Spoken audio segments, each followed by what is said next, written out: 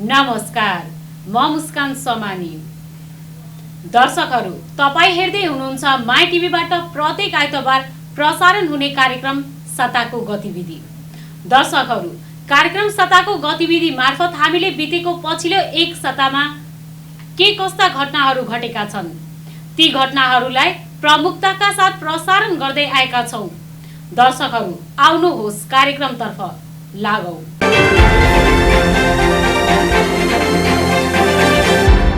दर्शकहरू, नेपालको प्रस्तावित दोस्रो अन्तर्राष्ट्रिय विमानस्थल बाराको निजगढमा बन्ने चर्चा चलेको 26 वर्ष पुगिसकेको छ। विमानस्थल निर्माण चर्चामा सीमित रहेको छ। बनाउनेतर्फ सरकार गम्भीर देखिएको छैन र आउँदो दिनमा पनि सरकारले राष्ट्रिय गौरवको आयोजना निजगढ विमानस्थललाई प्राथमिकता देला जस्तो देखिँदैन। वन तथा वातावरण मन्त्री प्रेम आलेले तत्काल रुख काट्न आदेश नदिने अडान राखेपछि नेपालको आर्थिक समृद्धिका लागि गेम चेन्जर भनिएको निजगढ विमानस्थल निर्माणमा अन्योलता बढेको छ। पूर्व सम्भाव्यता अध्ययन 2051 सालमा सम्पन्न भए पनि निजगढ विमानस्थल हरेक सरकार र मन्त्रीले चुनावी भाषण मात्र बनाउन 26 वर्षपछि पनि 2051 सालकै अवस्था रहेको सरकारवालाले बताएका छन्। वार्षिक 6 करोड यात्रुलाई सेवा दिने संसारकै ठूलो माध्यममा पढ्न सक्ने यो प्रस्तावित विमानस्थल बारे राष्ट्रिय योजना आयोगको राष्ट्रिय गौरवका योजना सम्बन्धी प्रतिवेदनमा उल्लेख छ। तर लगानी र मोडालिटी तय गर्न नसक्दा योजना 26 वर्षदेखि केवल चर्चामा सीमित छ। एकातर्फ वातावरण पक्षधरको गर्ने अवरोध र अर्कोतर्फ निर्णय गर्न नसक्ने सरकारको लाचारीपनका कारण आयोजना अलपत्र परेको स्वयं नेपाल नागरिक उड्डयन प्राधिकरणका अधिकारीहरूले बताएका छन्। नेपाली पर्यटन र अर्थतन्त्रमा बहुआयामिक महत्त्व बोकेकै कारण धेरै पटक आयोजना अगाडि बढाउन मन्त्रालय मार्फत दबाब दिँदा पनि सरकारले आयोजना अगाडि बढाउनु भन्दा झुलाइराखेको अधिकारीहरूको भनाइ छ।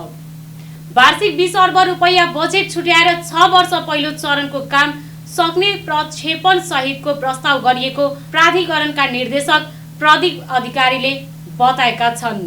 आर्थिक वर्ष 2074 र 75 मा गरिएको प्रस्ताव अनुसार पहिलो चरणका लाग्ने 120 अर्ब लगानी सरकारको आन्तरिक स्रोतबाट जुटाउनु सकिने प्राधिकरणको भनाइ छ।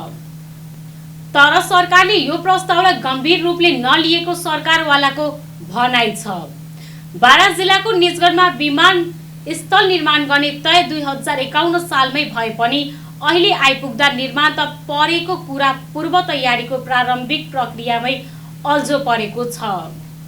त्यो बेला नेवीको र आइराड कम्पनीले विराटनगर, धनगढी, सुर्खेत, भैरवा लगायत स्थलको अध्ययन गरेर निजगढलाई त्रिभुवन विमानस्थलको उत्कृष्ट विकल्प मानेको थियो। निजगढमा विमानस्थल बनाउन रुखहरू काटेको र निर्माण मोडालिटी समेत तय नभई रुख कटानको तयारी गरेको भन्दै सर्वोच्च अदालतमा रिट परेको छ। वातावरणीय प्रभाव मूल्याङ्कनमा प्रश्न उठाउँदै परेको अर्को रिट पनि अदालतमा विचाराधीन अवस्थामा छ।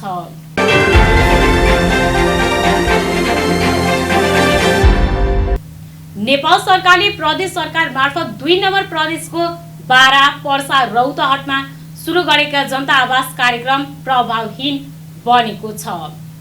कहिले बजेटको अभाव त कहिले जग्गा नभएको कारण जनता आवास कार्यक्रमले प्रतिफल दिन सकेको छैन।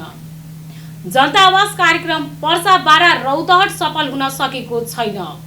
शहरी विकास तथा भवन निर्माण कार्यालय पर्साका प्रमुख राजचन्द्र शाहले बजेट पठाउन ढिला भएकोले कार्यक्रमले प्रतिफल नदिएको बताए।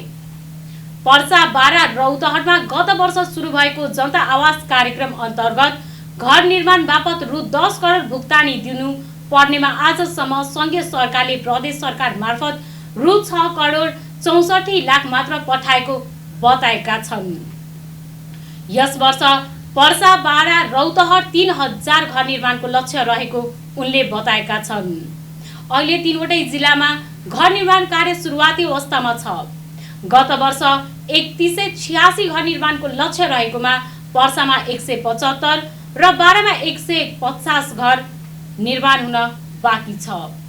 दलित, अति विपन्न, भूमिहीनले जग्गा प्राप्त गर्न उनीहरूको लागि जग्गाको व्यवस्थापन गर्न नसक्दा घर निर्माणमा ढिला भएको बताइएको छ। पर्सा जिल्लामा गत वर्ष 925, बारामा 993 र रौतहटमा 1250 परिवारका लागि घर बनाउने लक्ष्य थियो। सो अनुरूप रौतहटमा मात्रै 70% घर निर्माण भएको छ। रौतहटमा घर निर्माण सम्पन्न भए पनि 213 वटा घर निर्माण बापतको भुक्तानी बाँकी छ। घर निर्माणको लागि उपभोक्ता समिति मार्फत काम गर्दा समस्या भएको हो। कतिपय उपभोक्ता समितिले किस्तामा रकम उठाउने, जनता आवास कार्यक्रम अन्तर्गत घर निर्माण कार्य प्रभावित भएको हो।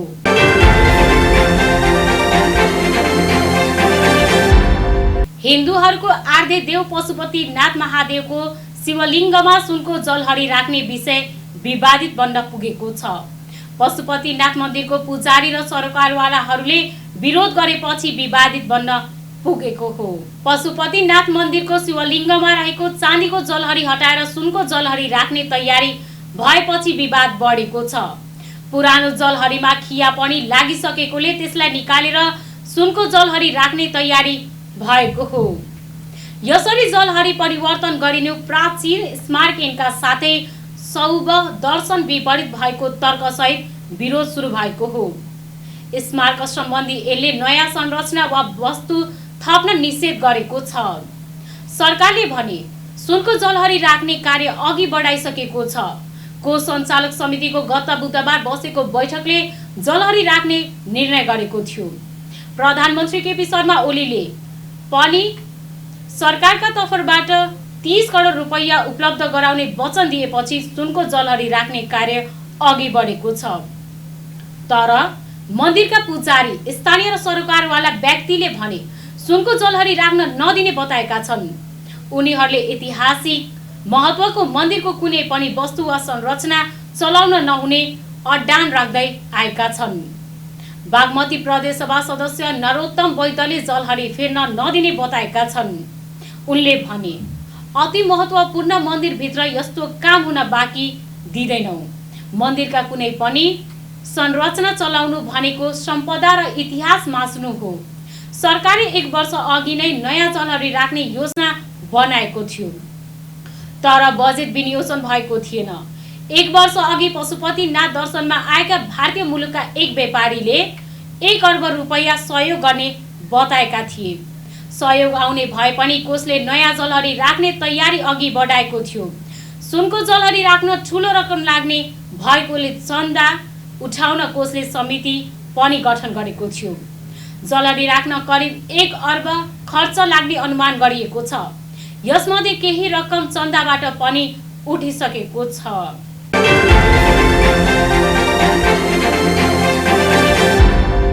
भारतका केही राज्यहरूमा फेला परेको बर्ड फ्लू संक्रमण नेपालको राजधानी काठमाडौँमा पनि फेला परेको छ।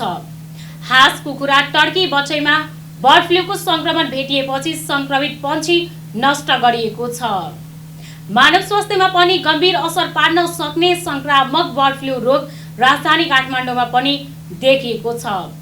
किसानले पालेको टर्की र हाँसमा बर्ड फ्लू भेटिएको पशु सेवा विभागले पुष्टि गरेको छ।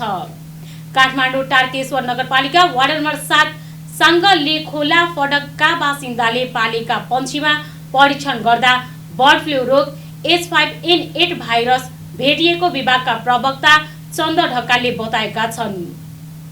केन्द्रीय पशुपक्षी रोग अन्वेषण प्रयोगशालामा रियल टाइम्स विधिबाट परीक्षण गर्दा बर्ड फ्लू रोग पुष्टि भएको हो।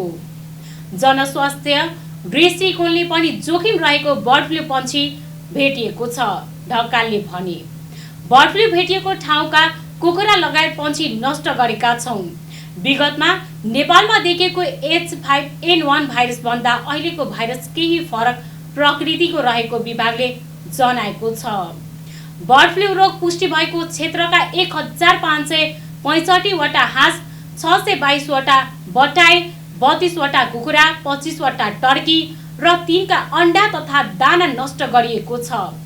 रोग देखा परेको क्षेत्रलाई पूर्ण निसंक्रमण देखिएको विभागले जनाएको छ। भारतका विभिन्न प्रदेशमा देखिएको यो रोग नेपालमा कसरी भित्रियो भन्ने अनुसन्धान भइरहेको विभागले जनाएको छ। बर्ड फ्लू पन्छीबाट मानवमा सर्ने भएको उच्च सतर्कता अपनाएका छौं, ढकालले भने। रोग नियन्त्रणका लागि सरकारी षड्यन्त्र परिचालन भएको छ। यो रोग नेपालमा जोखिम बढेको विभागले जनाएको छ।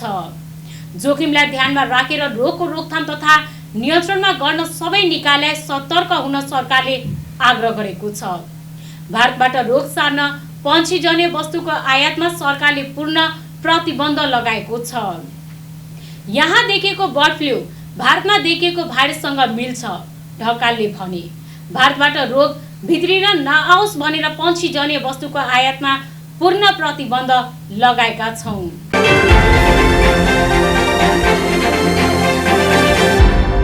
लामो समयदेखि ठेक्का लिएर निर्माण सुरु नभएको अरुण तेस्रो विद्युत आयोजना सुरु हुने भएको छ। नेपाल सरकारले पुरानो ठेक्का रद्द गरी नयाँ ठेक्का भारतीय सरकारी कम्पनी सतजललाई विद्युत आयोजना निर्माण गर्ने ठेक्का दिएको छ। सर्वेक्षणका नाममा वर्षौं ओगटिएको कम्पनीमा 679 मेगावाटको तल्लो अरुण बन्ने बाटो खुलेको छ। सरकारले उक्त जलविद्युत आयोजना भारतीय सरकारी कम्पनी सतजललाई दिने निर्णय गरेको छ। शुक्रबार साँझ बसेको जलगानी बोर्डको 86औं बैठकले उक्त आयोजनाको गाँठो फुकाएको हो। तल्लो अरुणको सर्वेक्षण अनुमति पत्र ब्राजिलको कम्पनी ब्रास पावरले ओगटेर बसेको थियो। शर्त अनुसार काम गर्न नसक्दा अख्तियार दुरुपयोग अनुसन्धान आयोगको निर्देशनमा सरकारले ब्रास पावरको कामै बिना खारेज गरेको थियो। उसले कामै बिना सरकारलाई 15 वर्ष झुलाएको थियो। सार्वजनिक निजी साझेदारी अवधारणा अन्तर्गत बुट मोडल निर्माण, स्वामित्व, सञ्चालन र हस्तान्तरणमा सतजल विद्युत निगम एसजेवीएनलाई छनौट गरिएको हो। अन्तर्राष्ट्रिय प्रतिस्पर्धाका आधारमा सूचीकृत कम्पनीको मूल्याङ्कनका आधारमा सतजल विद्युत निगमलाई दिने निर्णय भएको हो। लगानी बोर्डका प्रवक्ता धर्मेन्द्र कुमारले भने, प्रधानमन्त्री केपी शर्मा ओलीको अध्यक्षतामा बोर्ड बैठक बसेको थियो। बैठकमा अर्थमन्त्री तथा बोर्डको उपाध्यक्ष विष्णु पौडेल, उद्योग वाणिज्य तथा आपूर्ति मन्त्री लेखराज भट्ट, ऊर्जा जलस्रोत तथा सिंचाई मन्त्री टोप बहादुर राय माझी, राष्ट्रिय योजना आयोगका उपाध्यक्ष डाक्टर पुष्पराज कडेल लगायत सहभागी थिए। तल्लो अरुण आयोजना प्रदेश 1 को सखुवा सभा र भोजपुर जिल्लामा सञ्चालन गरिनेछ। आयोजनाको जिम्मेवारी पाएको एसजेवीएन भारतको केन्द्रीय सरकार र हिमाचल प्रदेश सरकारको संयुक्त लगानी भएको कम्पनी हो।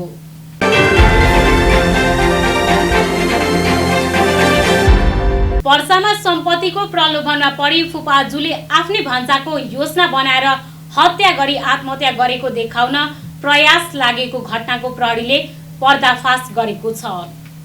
पर्साको बहुदरमाई नगरपालिका वार्ड नम्बर 4 बहुवरीका 21 वर्षीय अखिलेश राउत अहिर मङ्सिर 30 गते बेपत्ता भए। त्यसको भोलिपल्ट पर्सागढी नगरपालिका 9 चैनपुर स्थित रुखमा झुन्डिएको अवस्थामा उनको शव फेला पर्यो। उति बेला गलबन्दी पासो लगाएर आत्महत्या गरेको हल्ला फैलियो। प्रहरी पनि घटनालाई आत्महत्याकै रूपमा लियो। चैनपुर स्थित खेतको आलीमा रहेको पकडीको रुखमा झुन्डिएको अवस्थामा अखिलेशको शव भेटिएको थियो। प्रहरी अधिकारी सहितको टोली घटनास्थल पुगे। घटनास्थल जाँच मुसुल्का तयार पारेर शव पोस्टमार्टमका लागि पठाए। पोस्टमार्टम पछि शवको दाह संस्कार पनि भयो। प्रहरीले घटनास्थलमा लिएको तस्बिरहरू, घटनास्थल र घटना अघि पछिका अवस्था तथा घटनासँग सम्बन्धित ससाना तथ्यहरूको अध्ययन सुरु गर्यो। उनको मृत्युबाट विभिन्न पक्षमा हुन सक्ने लाभ हानिलाई समेत विश्लेषण गर्यो। मृत्युको स्वाभाविक कारणहरूबारे सूक्ष्म अनुसन्धान गर्दै जाँदा सम्पत्तिको लागि आफ्नै फुफा सहित 3 जनाको समूहले हत्या गरेको प्रहरीको अनुसन्धानबाट खुलेको छ। हत्यामा संलग्न आरोपित फुपा सहित 3 जनालाई पर्सा प्रहरीले पक्राउ गरेको शुक्रबार पत्रकार सम्मेलन गरी सार्वजनिक गरेको छ। पक्राउ पर्नेमा पर्सागढी नगरपालिका 5 बस्ने 51 वर्षीय भागर्ती राउत अहिर, 41 वर्षीय शेख ताहिर मिया र 27 वर्षीय छट्टु पटेल भन्ने दिनेश पटेल रहेका छन्। प्रहरीका अनुसार अभियुक्त भागर्ती मृतकको फुपाजु हुन्। बुबा शिवचरण राउत अहिरको 2 भाइ भए पनि उनीहरूको अखिलेश मात्रै एक्लो छोरा थिए। अखिलेशको मृत्यु पश्चात निजको बुबा तथा ठुलो बुबाको नाममा भएको जग्गा जमिन लगायत सम्पत्तिको एक्लो हकदार भागर्ती नै हुन्थे। हत्यामा संलग्न आरोपित फुपा सहित 3 जनालाई पर्सा प्रहरीले पक्राउ गरेको शुक्रबार पत्रकार सम्मेलन गरी सार्वजनिक गरेको छ। त्यसै अनुसार घटनाभन्दा 2 दिन अघि अन्य अभियुक्तहरूसँग भेटी आर्थिक प्रलोभनमा परी योजना बनाएको प्रहरी अनुसन्धानबाट खुलेको छ। उनीहरूले अखिलेशकै गलबन्दीको पासो बनाई रुखमा झुन्ड्याएर आत्महत्या जस्तो देखाउन खोजेको प्रहरीको अनुसन्धानबाट खुलेको पर्सा प्रहरी प्रमुख प्रहरी उपरीक्षक बेल बहादुर पाण्डेले जनाएका छन्। उनीहरू विरुद्ध कर्तव्य जान मुद्दामा अनुसन्धान अघि बढाइएको उनले बताएका छन्।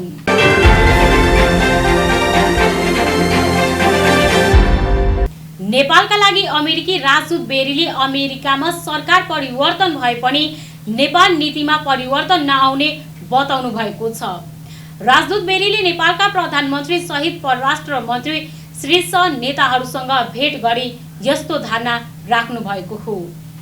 नेपालका लागि अमेरिकी राजदूत र्यान्डी बेरीले सरकार फेरिए पनि अमेरिकाको नेपाल नीति परिवर्तन नहुने बताएका छन्।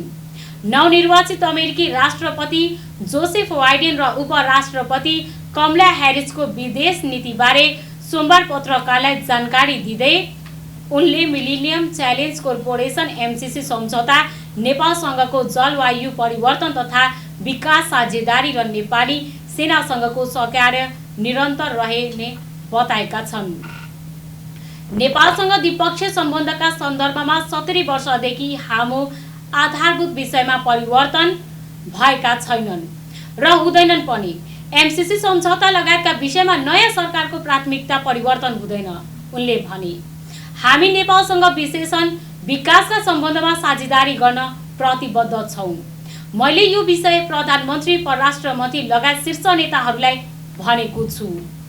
बाइडेन कार्यभार सम्हाले लगतै उनको विदेश नीतिबारे राजदूत बेरीले प्रधानमन्त्री केपी शर्मा ओली सहितका शीर्ष नेता र प्रधान सेनापति पूर्णचन्द्र थापालाई ब्रिफिङ गरेका थिए। राजदूत बेरीले एमसीसी सम्झौता तत्कालीन राष्ट्रपति जर्ज डब्ल्यू बसुका पालामा सुरु भएको भन्दै नेपालको संसदबाट पारित हुने प्रक्रिया बाँकी रहेको स्मरण गरे। यो राजनीतिक विषय होइन, विकास र लगानीको विषय हो। यसमा नयाँ सरकारको प्राथमिकता परिवर्तन हुँदैन, उनको भनाइ थियो। नेपाललाई अमेरिकाको नयाँ नेतृत्वले भारतीय चस्माबाट हेर्न लागेको हो भने पत्रकारहरूको प्रश्नमा राजदूत बेरीले नेपालसँग सम्बन्ध सञ्चालन गर्छौं। नेपालको सार्वभौमसत्ता तथा गतिशील लोकतन्त्रका संस्थाहरू जसले प्रेस स्वतन्त्र लगायतका स्वतन्त्रलाई आत्मसात गर्छ, हामी पनि सम्मान गर्छौं, महत्त्व दिन्छौं। हाम्रो नेपालसँगको सम्बन्ध सञ्चालनको मूल्य मान्यता भारत वा चीनसँग सम्बन्धित हुँदैन। नेपालको मूल्य अरू कसैसँग हामीले खोज्ने होइन। अमेरिका नेपालसँग विकासका एजेन्डामा सहकार्य गर्न प्रतिबद्ध रहेको र सम्बन्ध सञ्चालन अन्तर्राष्ट्रिय मूल्य मान्यतामा आधारित रहेको राजदूत बेरीले बताएका छन्।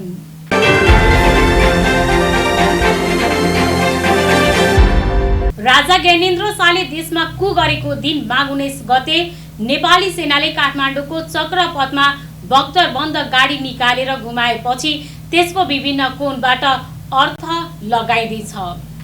नेपाली सेनाले नियमित अभ्यास भन्दै सोमबार राति 10 वटा बख्तरबन्द गाडीलाई चक्रपथ परिक्रमा गराएको छ।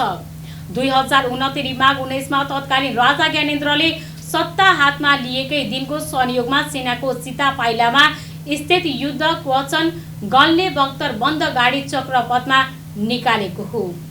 सेनाका पूर्व अधिकृतहरूले सेनाका बख्तरबन्द गाडीले यसअघि काठमाडौँको चक्रपथ यसरी फन्को लगाएको विषयमा थाहा नभएको बताएका छन्। 19 माघकै दिन रोजेर किन यसरी सेनाले बख्तरबन्द गाडी सडकमा निकाल्यो? यो संयोग हो कि सन्देश? सोमबार राति चक्रपथ परिक्रमा गर्ने र बुधबार 8 प्रीतनामा रहने बख्तरबन्द गाडी बाहिर निकाल्ने सूचना आइतबार नै सार्वजनिक गरेका थिए। नेपाली सेनाको नियमित अभ्यास योजना अनुसार माघ 19 गते राति बख्तरबन्द गाडीहरू काठमाडौँ चक्रपथको चक्कर लगाउने योजना रहेको, त्यसैगरी 8वटै प्रेरणा अन्तरका मेकनाइज युनिटहरूबाट माघ 29 गते देशका विभिन्न स्थानहरूमा बख्तरबन्द गाडीहरूको अभ्यास गर्ने योजना रहेको जानकारी गराउँदै सैनिक प्रवक्ता सहायक रथी सन्तोष बल्ल पौडेलले ट्विटरमा लेखेका थिए। आम रूपमा भ्रम नपरोस् भन्ने हिसाबले मात्रै हामीले सूचना जारी गरेका हौ। यो नितान्त नियमित अभ्यास हो। सोमबार सैनिक जनसम्पर्क तथा सूचना निर्देशनालयका महासेनानी पदम बुजाले हाम्रा बख्तरबन्द गाडीहरू सातामा 2 पटक सीधा पाइलाबाट चोभारसम्म नियमित रूपमा अभ्यासका क्रममा जाने आउने गरिरहेका छन्। यो धेरैलाई थाहा छैन।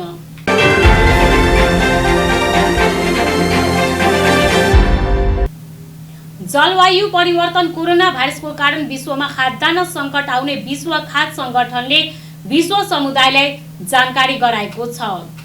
विश्वमा अत्याधिक भोकमरीमा रहेको जनसङ्ख्या गत वर्ष 13 करोडले बढेर 80 करोड पुगेको छ।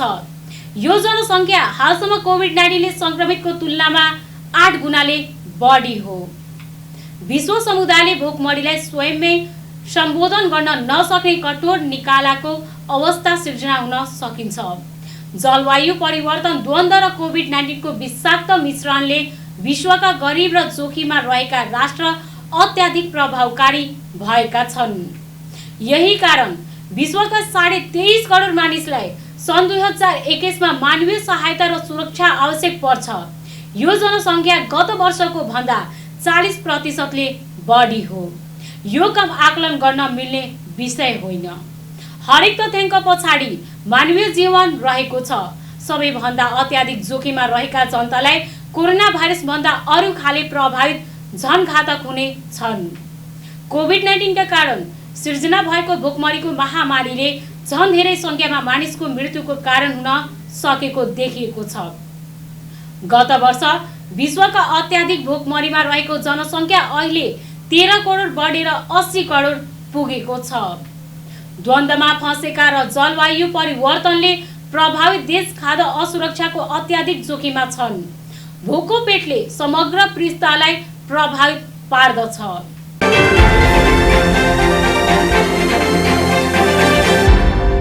साप्ताहिक गतिविधि आजको लागि यति नै। फेरि अर्को सता यस्तै समाचार मूलक कार्यक्रम साप्ताहिक गतिविधि लिएर प्रस्तुत हुने नै छु। तबसम्मको लागि सम्पूर्ण युनिटलाई बिदा दिनुहोस्। सञ्चार जगतको सहयात्री माई टिभी हेर्दै रहनुहोला। नमस्कार।